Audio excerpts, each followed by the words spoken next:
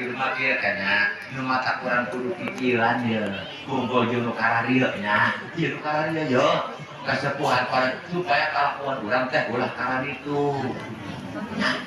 lobakeun kumpul jeung nu kararieu supaya kalakuan ulah karan itu nanti lah sok kumpulan jeung kararieu mah tapi karan itu bae aku cok dia cok itu sama bilang gitu ya gitu bahaya kalau tinggal muda gitu nya aku kumang gitu ya gitu kalau kumang gitu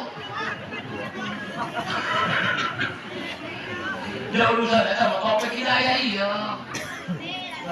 nah hari udah kayak usaha minimal kategori bodoh makhluk makanya ini kajian bodoh dihampura ke Allah Subhanahu wa ta'ala. Sama ciri orang kita ke kanjeng Nabi teh maka otomatis kudu cinta anu bau-bau kanjeng Nabi. Nah bau-bau kanjeng Nabi hiji alim pula